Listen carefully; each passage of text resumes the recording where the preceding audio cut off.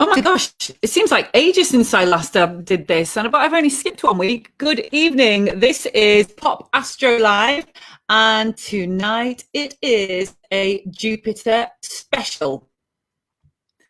Normally we have blue banners, but tonight I've tried my best to get the little banners across the bottom, pretty much roughly the same colour as one of Jupiter's amazing dusty red bands.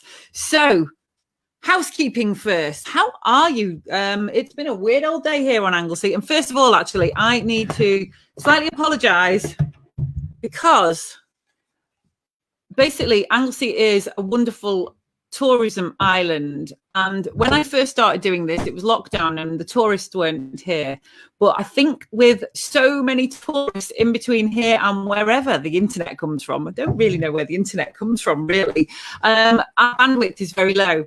So, although we're an amazing dark sky island, I'm really far right out on the west tip. This is the mainland over here. So I'm about as far away as you can possibly get. I'm in some of the very last residences right here in Triada Bay, in this little bit here. So the internet has got a lot of hard work to do. So hopefully I'm not too pixelated, but fingers crossed we're going to have a good quality stream tonight. Do let me know. Please start commenting. This is an interactive show, so get firing away in the comments section. I love your interaction, your encouragement, your questions. We have got astronomers on standby waiting for your questions. And let us not forget to plug the mug. Plug the mug, plug the mug, plug the mug. This is like a Mark 1 mug. Let's have a look at some of the mugs that we have got available in the SPA shop. Share screen. I think it's that one. Let's have a look. This might work. Wow. Check us out. So you can see, very pixelated. I am so sorry that it is pixelated. I am so sorry. This is just the bane of my life at the minute. I make my living doing these live videos, and now the tourists have come back. What is a girl to do? What is a girl to do? Just listen to me anyway, and close your eyes maybe. Pretend we're a radio show. Put cloth over the laptop like you would put a cloth over a parrot to stop it from talking. So as you can see, we have got our mugs here. Aren't they good? I know Paul Sutherland has been working hard on these comedy astronomy mugs. Astronomy is looking up. I've got stars in my eyes. What did they say? Can we scroll up there? I think my favorite one is the one with the Milky Way that says, I make my drinks the Milky Way. Not very responsible if you've got a lactose intolerance, that mug. So be careful. May contain milk. It's time to mug up on Mars. Go Perseverance. And another great one, I'm just going through at phase. Now, this is all available on the Popastro shop. So go to popastro.com and you can join me in a virtual cheers, because the SPA mug looks good though, doesn't it? Of course, it's only water. Screenshot very clear. Oh, that's me then. Right. Okay. Thank you for the technical feedback. I apologize about the duff signal. Like I say, I'm so far out west. Anyway, tonight, it is a Jupiter special.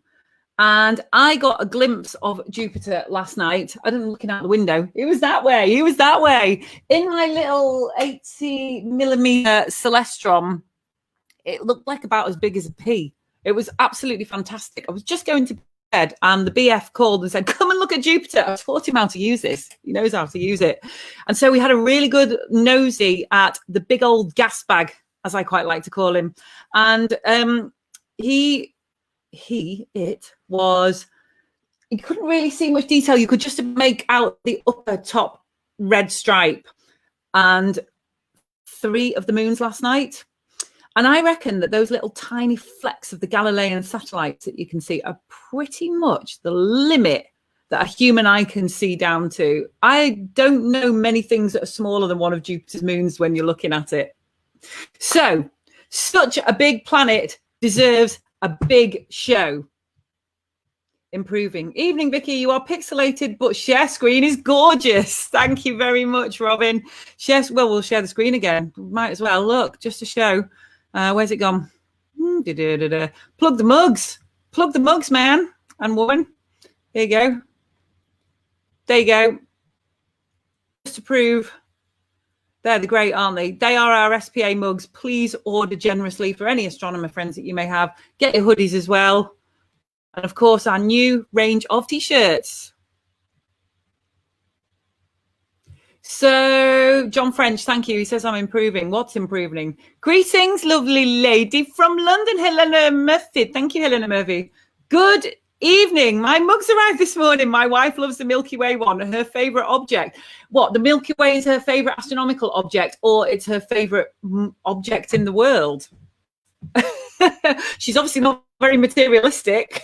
Excellent. Great to hear that you've got our mugs, Michael. So, on tonight's show, we have got 4 cracking guests. Usually we only have 3, but I've pulled 4 out of my magic space hat tonight. We have got Dr. Tom Stallard, Associate Professor of Planetary Astronomy. We've got Jupiter Aurora expert, Affelia excuse me, 1 minute, my screen has just gone off. Wibisono, she's a PhD student. We have got David Graham, SPA Lunar Director, who tonight is moonlighting with Jupiter, and Alan Clitherow, SPA Planetary Director. So let's get Dr. Tom Stallard on. Hello, everybody. Hi, Sandra Grace. I bet you were excited about Perseverance launching yesterday, weren't you? Because you are the biggest Mars enthusiast that I know. Wonderful. Thank you very much for joining us this evening, Sandra. Okay, Tom, we're coming over to you in 3, 2, 1. There he Hello. is. Hi. Hi.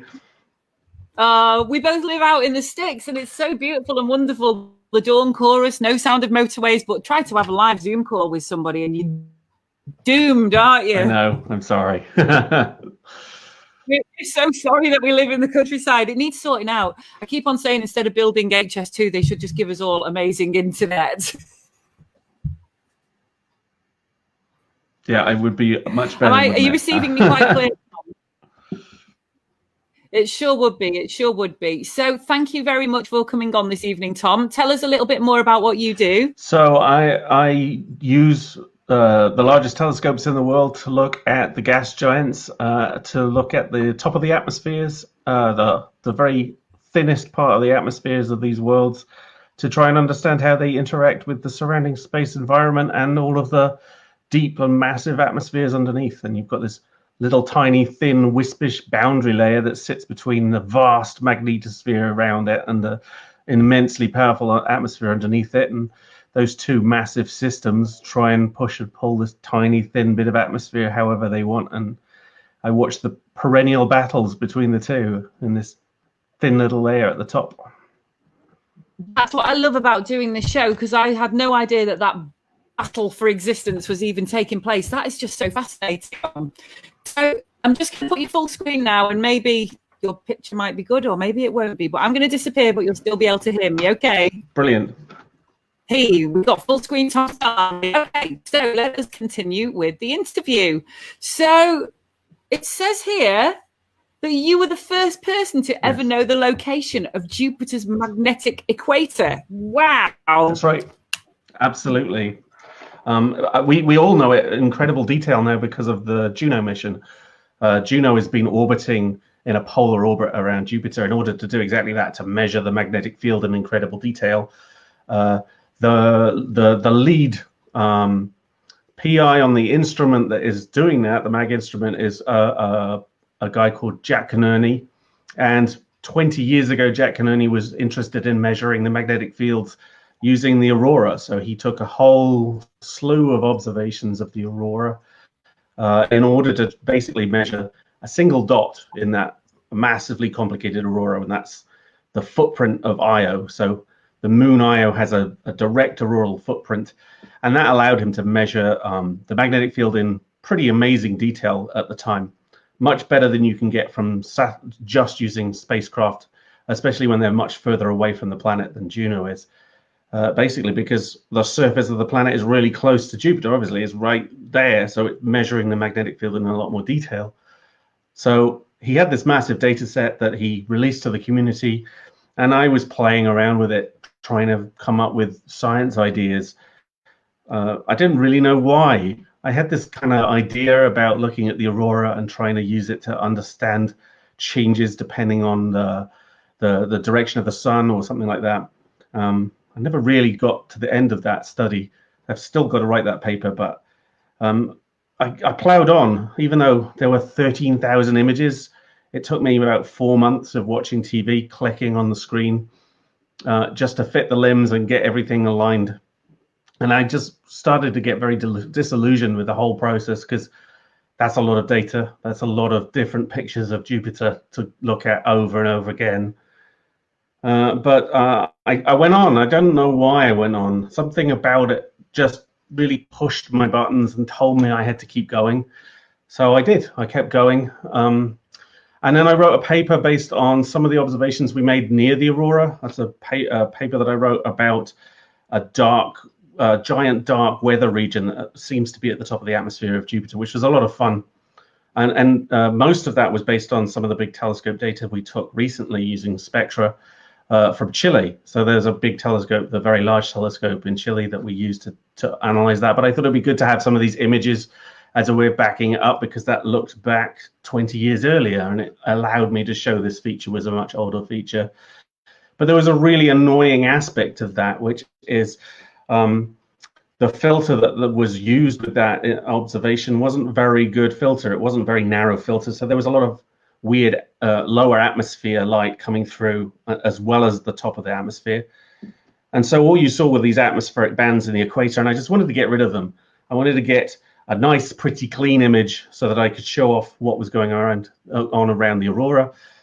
So I wrote a program that just averaged the weather bands in the lower atmosphere, and I just wiped them off. And instead of a perfect, clean picture of the background of the bottom of the atmosphere, which we always thought was very boring, there was this weird worm, this weird wiggly black worm in the middle of the data. And I looked at it for maybe 5 or 10 seconds, and immediately I knew what it was. I think I even said out loud, "That's the magnetic equator of Jupiter." We didn't know that there would be a signature in the ionosphere of the magnetic equator of Jupiter. We know that there is for Earth, but no one had predicted that it would exist. But there it was. And it's quite a strange feeling to know that not only are you seeing something that there are space missions to try and understand, and that no one had ever expected to see, but you immediately knew what it was. It took me maybe 3 years to prove to myself and other people that actually that was what it was.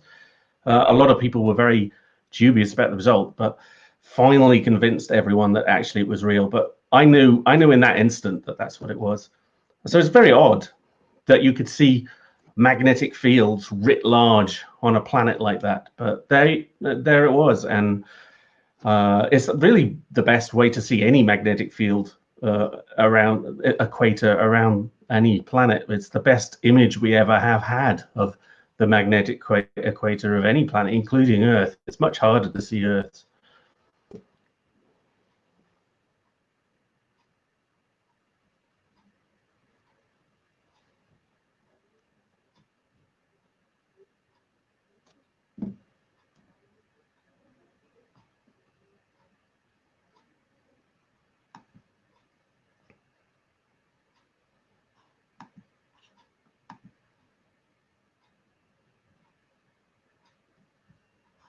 Vicky, are you there?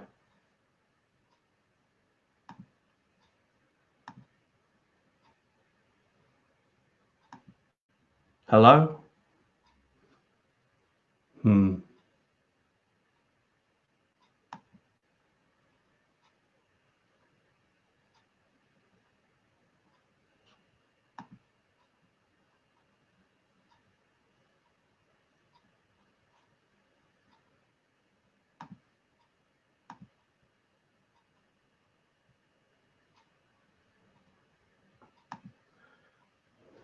Well, I don't know what to do now. Tom! Can you hear me?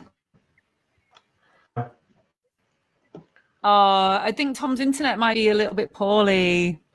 Are you getting me there, Tom? This is a sad day for astronomy. Get me? Oh, back in the room. We're both battling poor internet and bad weather here on Anglesey. So, how much can you hear me now? I can hear you really well now. Me? Oh, good. Yes, okay. I am indeed. You can hear you, Tom, but not Vicky. Okay. Oh dear. Right. Okay. Well. Oh no! What are we gonna do, everybody? Vicky, you didn't tell me I'd have to fill. Right.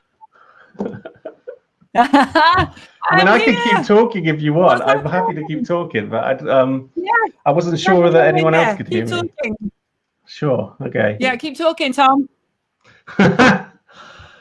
So, one of the other questions that you were supposed to ask me, if I can remember rightly, was the work that we do to look at the atmosphere of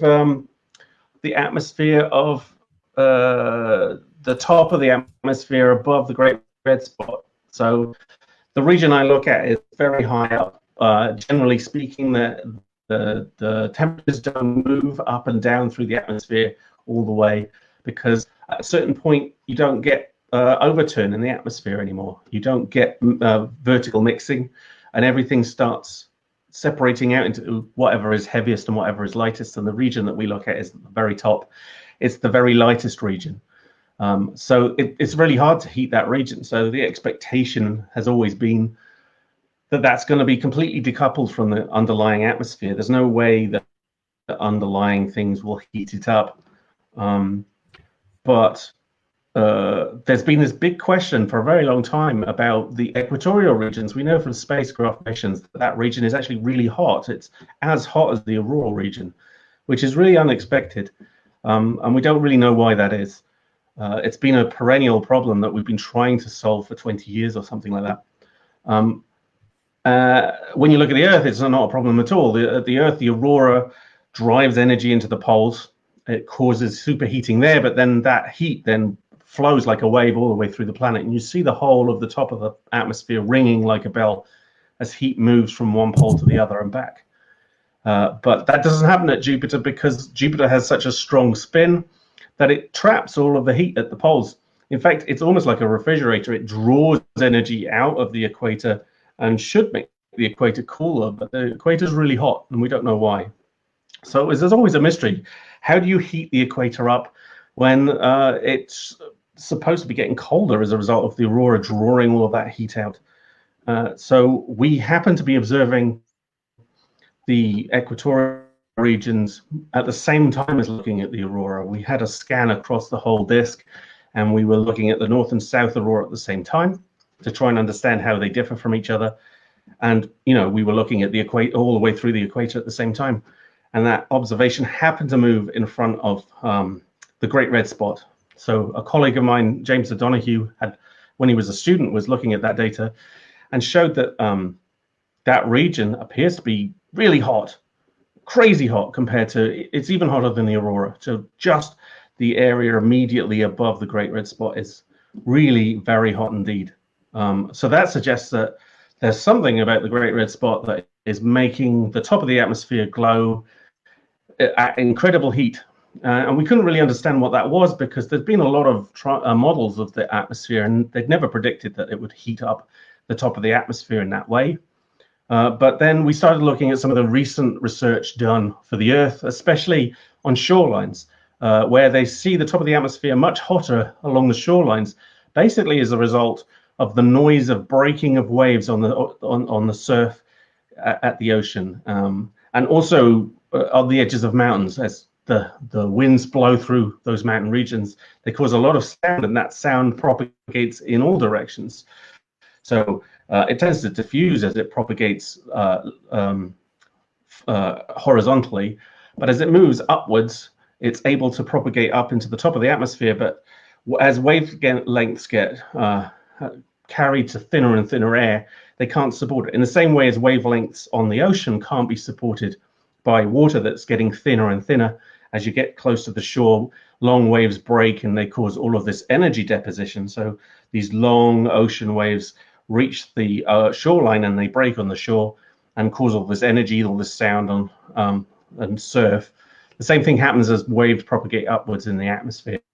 So what we think is happening is the enormous hurricane sound of the Great Red Spot as it whips around in the lower atmosphere is causing huge amounts of sound energy, compressional energy in the atmosphere, and that's propagating upwards into the top of the atmosphere. As it reaches the top of the atmosphere, the air is too thin to carry that wave anymore, and it just breaks like the shoreline, and it dumps all of the energy. And we think that that might be driving this heating in the top of the atmosphere, which is fascinating because it gives us possibly a new source of energy. We recently had colleagues in Japan who confirmed that they were seeing heating in that region in the same way. So that was really a positive step because these regions are quite hard to observe. So it was really nice to see that additional heating. So the spot is a big old noisy thing then? Exactly. I mean, it's exactly what you would expect, right? You think of how noisy a hurricane is on Earth, and you think that that's a hurricane that's twice the size of the Earth. It's gonna make some noise. Wow. Is there any way of monitoring the sound of it? Well, if we could devise a space mission to do it, right? We could fly into Jupiter. We could have some kind of plane that flies through that region. Sure, it would be very easy to measure it if you could get there. The problem is, of course, getting there and getting into the top of the atmosphere in that way. There are now missions that are starting to do that kind of thing. We've just seen of a Mars mission where there is a planned mission to Titan with an octocopter that's going to fly through the atmosphere. So potentially in the future, maybe we will see some kind of probe that will sit, a balloon or some kind of helicopter that will sit in the atmosphere of Jupiter and be able to measure things like that.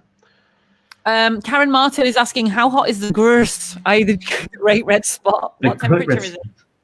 Gurs. Well, I'm not a lower atmosphere person, so I can't tell you how hot the lower atmosphere is. What I do know is it's this giant system where it's kind of like a storm where you see on the horizon storms that have those really high clouds. It's drawing those clouds up.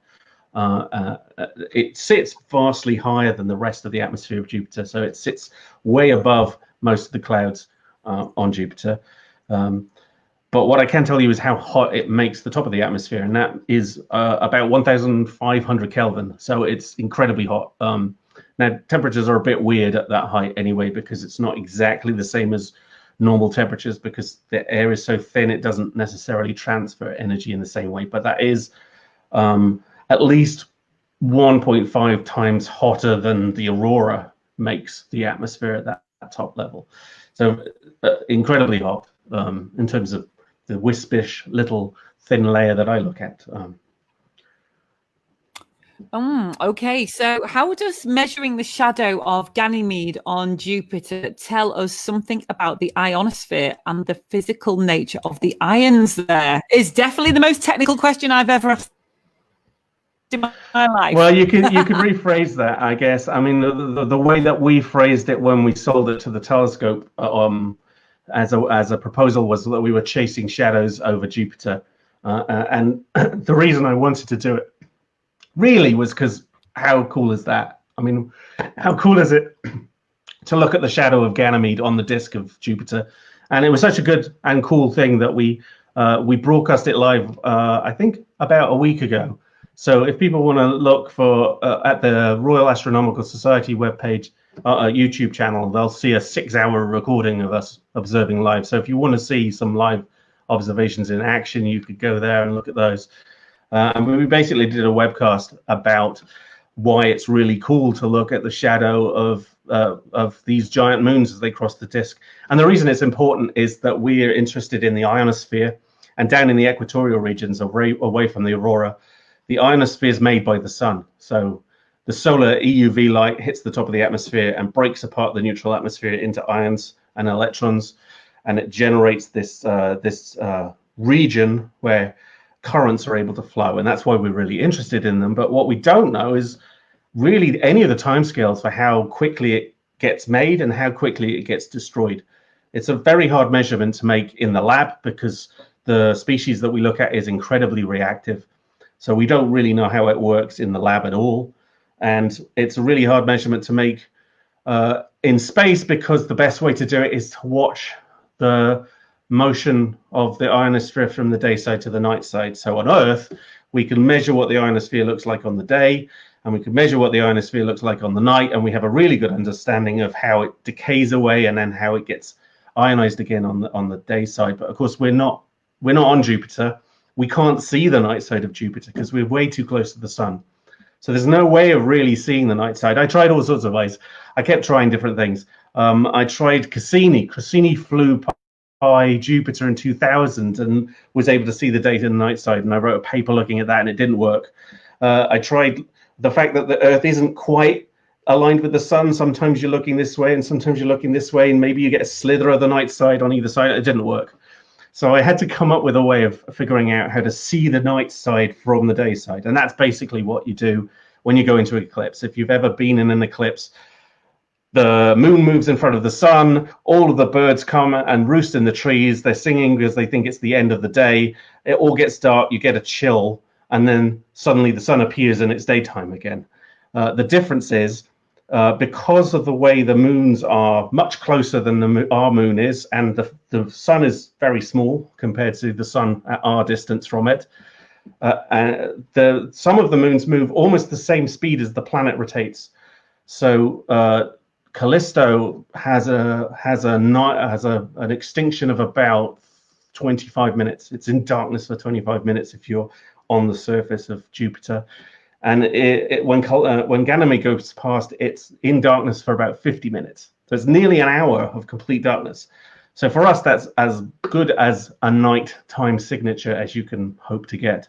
So what we're doing is we're looking at the ionosphere, and hopefully we were hoping to see it get dark and get bright again, because it's disappearing and then reappearing. And I mean, we definitely saw it. If you look at the observations we were making last week for Ganymede, there's a big old hole in our data. You can see ionosphere, then you can see nothing, and then you can see ionosphere. So after months of future processing and detailed science work, I'm going to turn that. It goes away and comes back into an actual scientific answer for exactly how long it takes to destroy the ionosphere and come back. But it's incredible that, instantaneously after an hour of observing, you can actually see the ionosphere disappear and come back, because it's in darkness, because there's no sunlight to make it.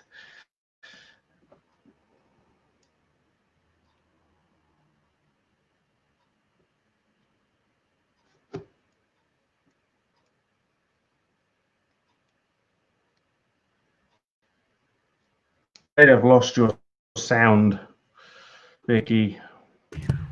I know. Sorry, Tom. How's that? Am I back?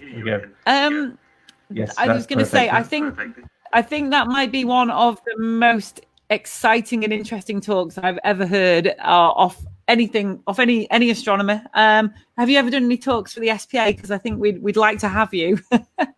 I haven't, but I'm more than happy to. That was amazing. I learned so much new stuff then.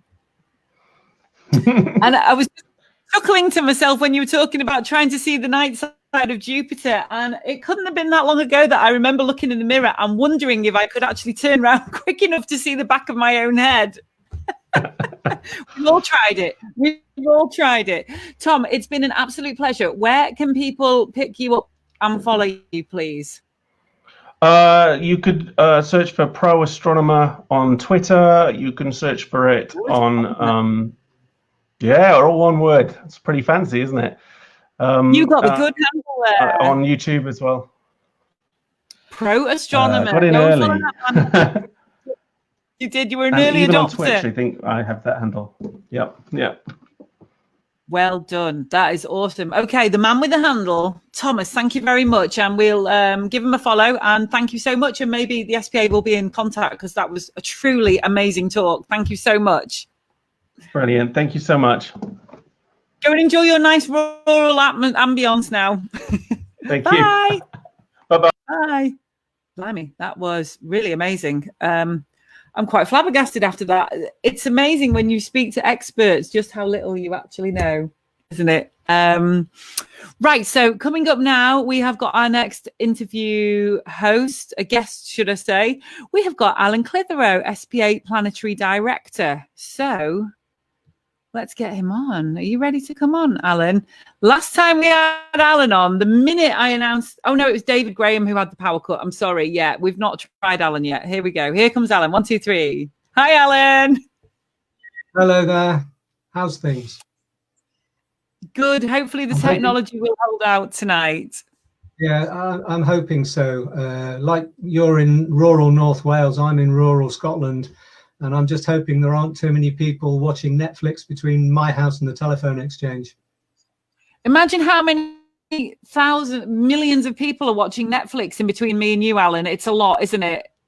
Yeah, it is. Yeah, we were a little bit slow with the chat last time. Hopefully it'll hold up and you're getting some decent pictures and sound. I was going to say that was an amazing talk that we just saw. So you're actually moving from the sublime to the ridiculous now, but I'll do what I can and answer your questions if you have any. Oh, well, I tried to, because we've got 4 guests, 2 mega experts and 2 from the SPA. I tried to pace it. So, well, how was that for a warm-up act? I don't know how you're going to follow that one, Alan. Yeah, I don't think I'm going to follow that. Okay, so, well, first of all, well, I'm not going to sift through the pages, but you are the Planetary Director of the SPA. Look, I got all my magazines back from my mum's. How's that? For applause. So tell us about what your role is at the SPA, first of all, please, Alan. Well, really, all I do is collate the observations that I receive from the SPA members, those particularly who are in the planetary section, so that I can put together every 2 months a section report on what they've observed, what the implications might be, maybe give some help and advice in planetary imaging or planetary observing in general. And if you want plugs, I'll plug the SPA website, because if you go into the planetary section there, you'll see the section director's reports. Usually they're full of lots of pictures showing what the members have produced, and I think they're quite interesting. And also in there you'll see a forecast of what's coming up for the next couple of months. So I've just put up August and September, what to look at in the planets. That's basically so it. Jupiter. Okay, so this is also in our magazine that comes out every 2 months, which we will chat about in a little bit. Now, Jupiter is riding high, looking resplendent at the moment, isn't he? It is. Yes, it is. If you want to see Jupiter, now is a very good time. It's rather low in the sky, which is a little bit of a shame. It's because the plane of the orbit that all the planets follow, the plane of the ecliptic, is low in this nighttime sky during high summer. So it's unavoidable that the planets, if they're in the south in the summer, are going to be relatively low. And Jupiter is low, but you can still see a fair amount of detail on it. You were talking yourself that I think you said 80mm telescope just over your shoulder.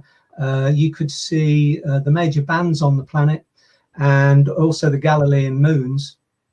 And as I said, it's a good time because Jupiter reaches due south for this week and next week or so, around midnight British summertime, local time. And just for information, Saturn follows about 20-25 minutes afterwards due south. So that's at its highest point in the sky around midnight. So you can follow it more or less from the moment it gets dark, when it rises in the southeast, transits due south around midnight, and then moves into the southwest and sets. So you can see it for most of the hours of darkness, even though up in Scotland the hours of darkness are fairly short at this time of year. So obviously there's going to be lots of newbie astronomy types watching. Yeah. And the main number one question is, what telescope is best? Yeah, the best telescope for observing the planets is always the one that you can't afford, because you want, ultimately, if you're going to get into planetary observing, to get the highest resolution, the tiniest detail that you can see on the planets, you want to get the biggest telescope you can. But that's not to say that you shouldn't try looking at it with whatever telescope you've got. You've got that 3-inch telescope over your shoulder. I've got a 4-inch refractor here. I don't know if you can see it. Try and show it into the picture a little bit, which is basically just the big brother of the one you've got over your shoulder. And I tend to use that telescope when the seeing isn't particularly great, because the biggest limitation on either seeing or photographing planetary detail is our seeing our own atmosphere between us and the target. If our atmosphere is turbulent, then you're never going to get terribly clear views. If you get a nice, steady, calm night with a high pressure region sitting over the UK, if you're observing from the UK, and you've got still air or very little air movement right the way from ground level all the way up to over 30,000 feet, you can get superb pictures. And it's on those nights that the big telescopes really pay dividends. Perhaps the best planetary telescope I ever looked through was the 15-inch Newtonian that Patrick Moore had down in Chelsea on the south coast. But he had a little, it was the Chelsea bubble, the Chelsea triangle, people called it, because the weather down there was often very good, which is why he sighted himself there. And he also had a big observatory to put a big telescope in. Most people don't have that, but you can see detail with small telescopes, as you've already described with your 80mm refractor. So, okay, well, thank you. You've given me some inspiration to use my little guy over my shoulder here. So what's happening on Jupiter at the minute if anyone does get their telescope on it? Yeah, there's a number of things, and I'm a complete amateur, so I'll plug amateurs. There's a guy called Clyde Foster who observes from South Africa back in the end of May. I think it was the 31st of May, around there. He observed, I think he photographed a little dark spot in the southern part of Jupiter's atmosphere, south of the south equatorial belt, the south tropical zone, which hadn't been seen before. And it's interesting. The great thing that amateurs can do is devote time. They can provide time that the professional observers can't do. Amateurs can go out night after night after night and look at Jupiters. The big professional observatories have got plans for months ahead of what they want to look for, so they cannot look all the time. So they often rely on what amateurs find to then book telescope time to look at it. And in this case, I'm sure you're aware, your listeners will be aware of the Juno probe going around Jupiter at the moment in its huge elliptical orbit. They were actually able to target this little spot, which is called Clyde Spot, for study, to see exactly what it was as the Juno probe went over it the last time it went past. And some pictures of that were published, very high resolution pictures by NASA. And that's just one example of what amateurs can do. But the North Equatorial Belt, one of those two major belts you discussed, is having an outbreak at the moment. It's expanding, it's very turbulent, it's very active. This happens about every 3 to 5 years. The South Equatorial Belt is quite split, it's quite small. It's actually broken into 2 or 3 smaller belts, depending on how closely you can see it, the resolution you can get on it. And obviously things like the Great Red Spot, amateurs are looking at it all the time so that we can judge its size, because in the last few years it appears to have been shrinking quite noticeably. And that's obviously an ongoing area of study. And again, amateur pictures can feed into professional research. So there's a lot going on at Jupiter at the moment, and it's well worth observing. And if you're like me, photographing it. So your bandwidth is cracking a little bit, so we will constantly just tell us about how you can find out more information about observing the planets, please. Well, obviously, if you go to the SPO website, there is, in the planetary section, details of what's coming up on all of the major planets for the next 2 months. I've just put that on the website, so you can have a look. For instance, coming up at the moment and into early August is a very good time to look at Mercury in the morning sky. Venus is terrific in the morning sky. Mars is getting better and better. Details like that, where to find them, when they're rising, how big and bright they are on the SPA website in the planetary section.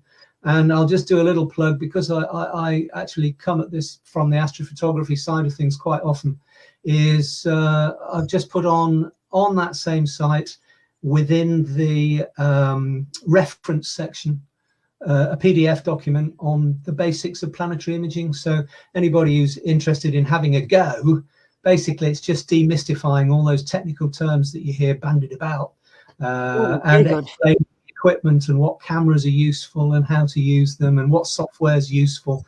Terrific free software for planetary imaging, written by amateurs for amateurs. So that is amazing. Thank you so much, Alan, and thank you for putting so much effort in on behalf of everybody who enjoys the magazine and the labours of your love. Thank you so much. And that PDF is downloadable from the SPA page, yes? Yeah, from the planetary section, within the reference section of the planetary section. So you just search for your... What a head start if you're only just starting out in planetary imaging. Thank you so much, Alan. We overcame the tech gremlins. Onwards now to my next candidate. I'll see you later. Thank you very much. Bye. Bye. Thank you, Alan Clitherow, everybody. Yes, Steve Fractals. He's in pieces. Great info. Thanks, Alan. He's in bits and pieces. Steve Fractals. Like the name. Right. Okay. We are now going over to a PhD student who got in touch with me this week to say that she would be more than happy to come on board and do a piece about Jupiter. And she sent me some samples of her work. And I was eating my lunch over a 6-minute YouTube video, which you will see on the SPA website, about the aurora of Jupiter. And it was enough to make me stop eating for at least 30 seconds, and that is saying something. So we are going to bring Affelia Wibisono on right now. Here she comes. Hi. You've been waiting so patiently since 8 o'clock, Affelia, haven't you? Oh, I've just been watching the show. It was good, wasn't it? I bet you've learned a few things tonight, haven't you? Yeah. So whereabouts are you tonight then? I'm in Southampton today. Yeah, I'm usually in Surrey, because that's where, I do my work at Mylar Space Science Laboratory. But before everything shut down, I thought I'd go and stay with my parents. So that's where I am. How have you been getting back on living back at home?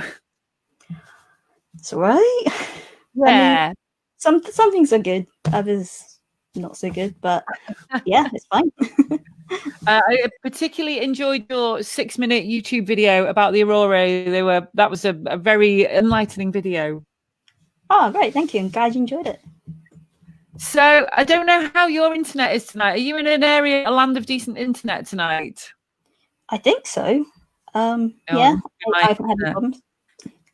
Excellent. So I'm going to make you full screen now and fire away some questions related to Jupiter, if that's okay. There, you're on your own now, love. You're on your own. Okay. So Jupiter, from the video that you showed me, actually, are they blue, the aurora, or is that just kind of like image intensified?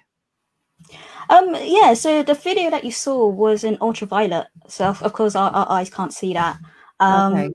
And I guess you can give it any color you want, but Hubble for Jupiter's aurora anyway tend to use blue. So what causes the aurora on this amazing largest planet in our solar system? Yeah, well, the aurora is just the result of collisions between charged particles and the gas molecules in the planet's atmosphere. So for the Earth, the charged particles come from the solar wind, which is released by the sun, and usually they are stopped by the Earth's magnetic field. So they don't have direct access to our atmosphere. And if there's a strong gust of solar wind, the solar wind particles are more energetic, and they can actually get inside the Earth's magnetic field and then interact with the atmosphere to give us the aurora. Jupiter's is quite similar, so it's also got a magnetic field, like you've heard from Tom, and is really strong. But what's different is that it has a second source of these charged particles, and that's Io. Io is really volcanic, hundreds of active volcanoes on it. Every second, it releases 1,000 kilograms of material out into Jupiter's surroundings. And usually, actually, they start off being neutral. And after some time, they get charged, and then they're accelerated into Jupiter's poles to give us the aurora. But what we don't know yet is how they're actually accelerated into Jupiter's poles. And that's one of the things that I'm trying to find out, and some of my colleagues are trying to find out as well.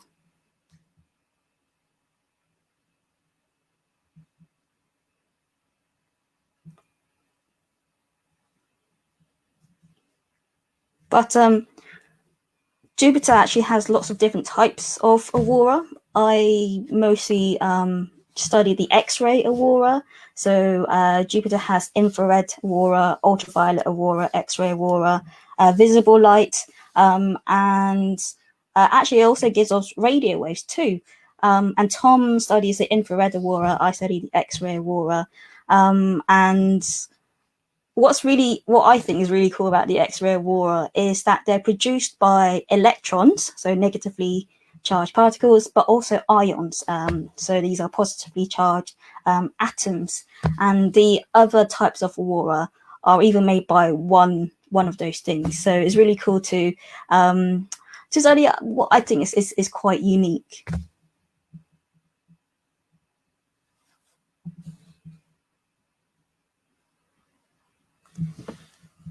I think I saw a question earlier. I can't hear you, Vicky. I can't see you either. So I'm just going to keep talking. Someone earlier asked me, how do Jupiter's aurora compare to those we see on Earth?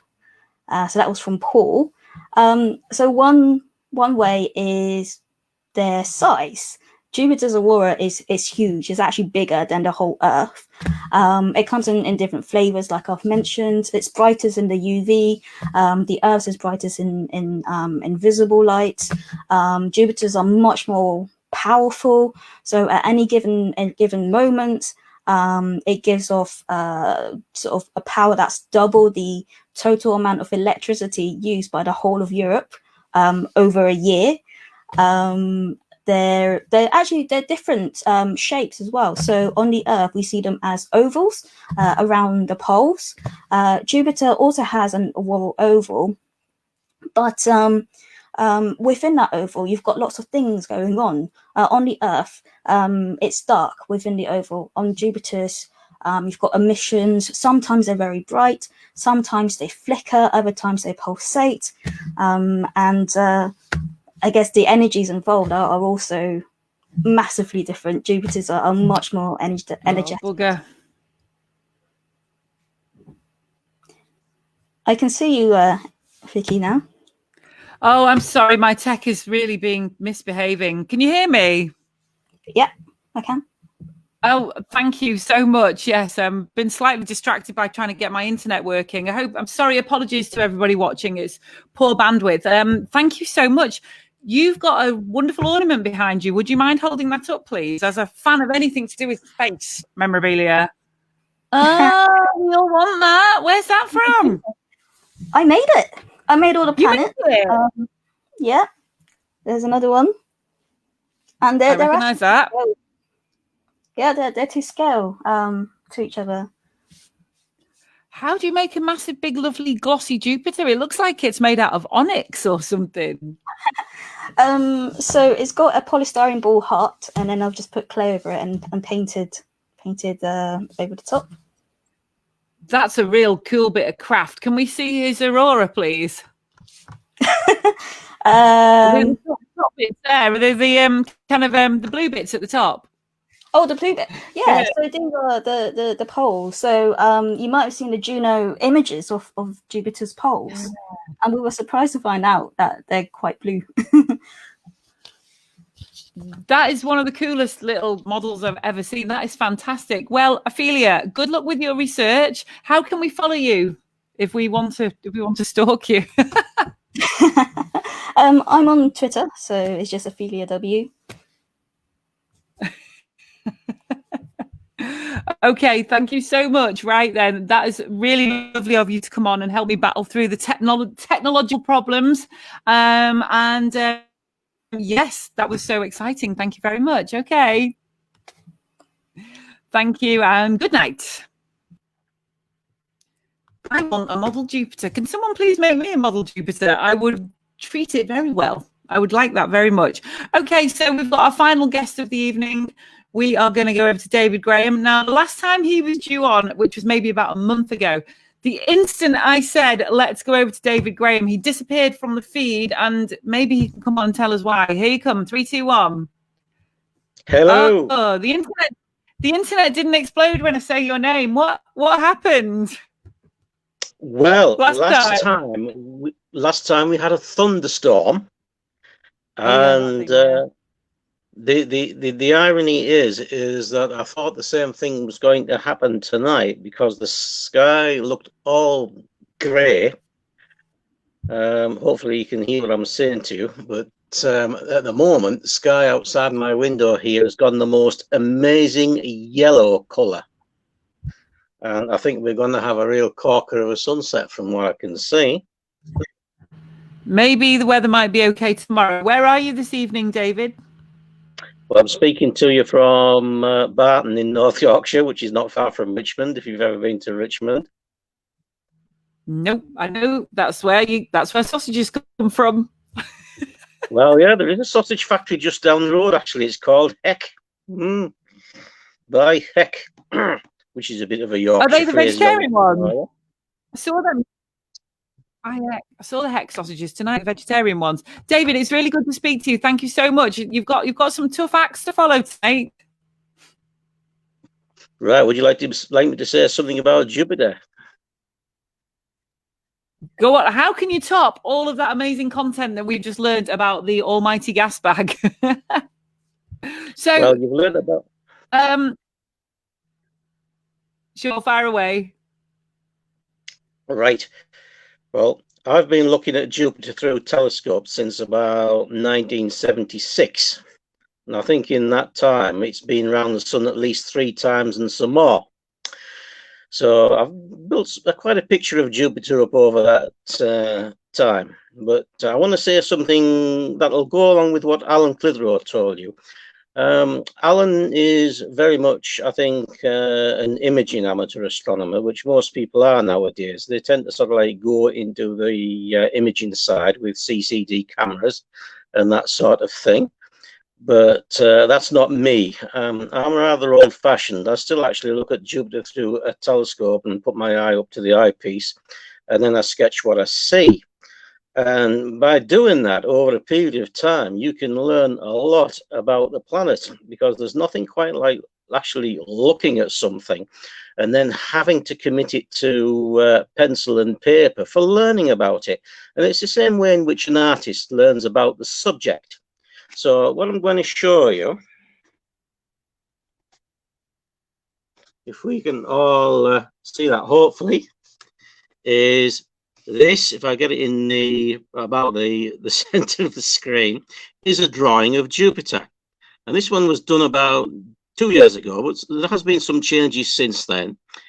And what you actually do is you spend about at least, I would say, up to about 20 minutes looking at the planet, and you're making a visual representation in your own mind of what you're seeing, and then you start committing it to paper. And you usually start by having what we call a Jupiter blank, and that's just an outline of the planet. And as you can see, it's not quite circular, it's slightly flattened at the poles, so it's best to have this thing pre-prepared. And then you start sketching on the main details, such as the equatorial belts. And if I can pencil them in, it's a bit difficult. These are the equatorial belts here, you see, those 2 broad ones. And they're pretty much visible in any size telescope. This is a drawing that was made through a 9-inch telescope. So it does show quite a bit of detail, and it's probably more detail than the beginner will see. What you're looking at there, that little thing there, is actually the red spot.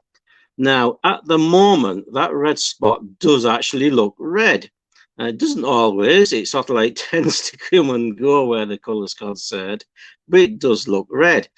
And that red colour is visible in quite small telescopes at the moment. Ooh, there you are. I'll pop it up there so you can see it again. Probably about a 4 or a 5-inch telescope will show the red spot as being red at the moment.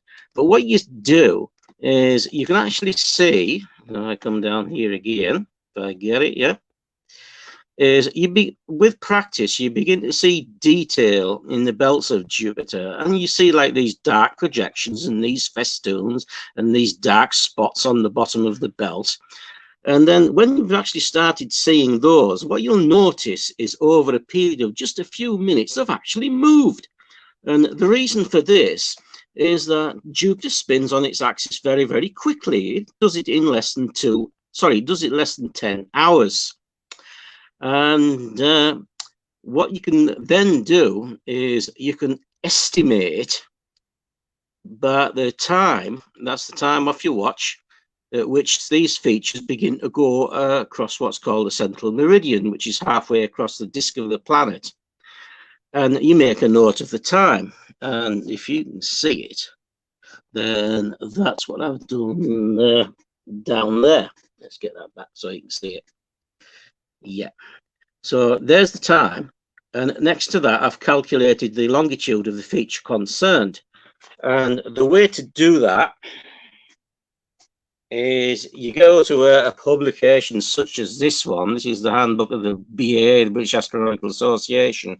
And in here, you've got tables telling you the central meridian longitude for each day of the year and how to work it out. And if you do that over a period of time, then you can actually start working out the drift of these objects in Jupiter's atmosphere for yourself. And you start working out the drift rates, which I think is something that many amateurs used to do once over, but in the age of imaging, where it's been replaced by measuring detailed positions off an image with a program such as JUPOS, it's not done so much now, but it certainly was the case once over. Other thing to tell you is that Jupiter, through a fairly large telescope, shows you a good deal of colour. That's something you can watch for. This is a drawing of Jupiter I made through quite a large telescope back in 1993. And you can see the red spot looking nice and red, and you can see that the belts and the zones look brown. But what you do see there in the center of the upper belt, that's the south equatorial belt, because south is at the top, as seen through an inverting telescope in the northern hemisphere, is 2 dark wedge-shaped spots. And what you're looking at there is what we call a revival of the south equatorial belt. One of the things that happens on Jupiter is it goes through these cyclic episodes of belts fading and then coming back again. Now, the north equatorial belt, that's the thick brown one seen here, that can become narrow, then it becomes broad, it can get very, very active, which it is at the moment. But the south equatorial belt can sometimes disappear altogether. So when you look at the Jupiter through a telescope, all you will see is just the one dark band. And that's how it was in 1976 when I started observing it through a little 3-inch refractor.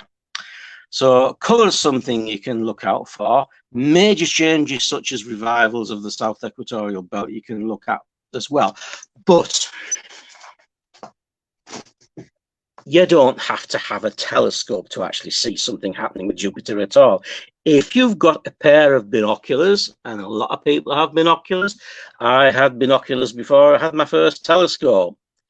You can actually, if you focus carefully on the planet, rest them on the top of your car or something like that, or a fence post, look carefully at Jupiter, and you will see next to it some little points of light.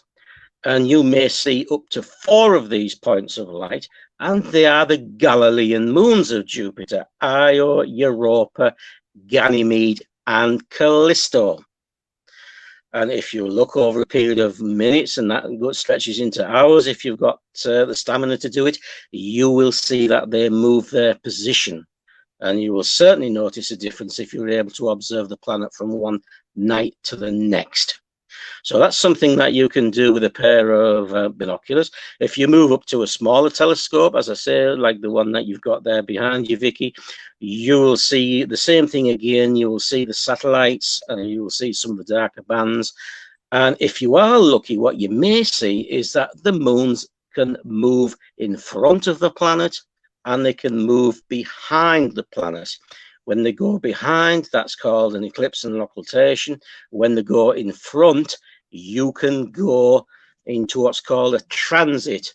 And you may see an actual satellite itself moving into transit, and then it gets followed a few minutes later by an intensely dark spot.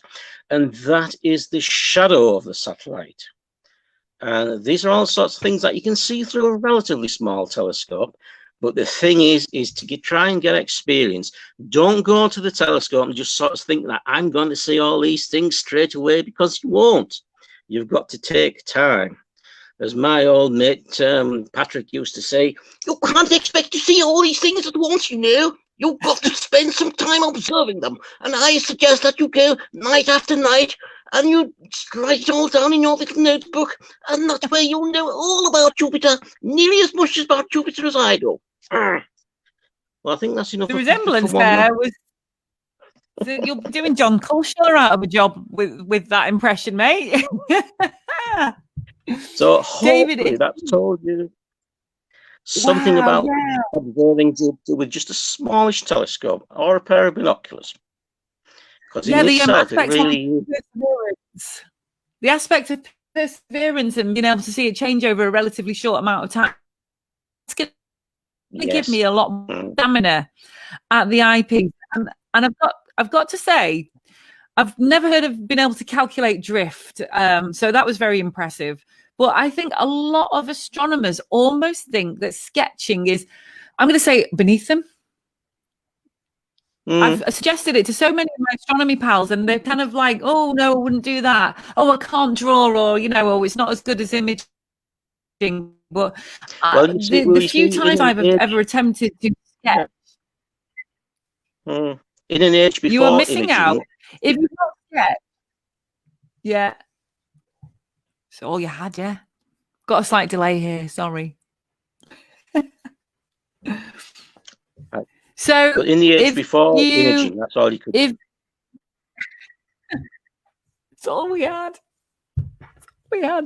So sketching, I challenge every SPA member who's watching this to go and sketch something, because it helps you get your head around it in a way that just having it put down onto a digital image just cannot.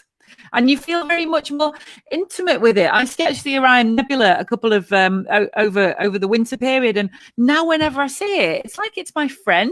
It brings you so much closer to the object, doesn't it? That's right, it does. Yes, very much so.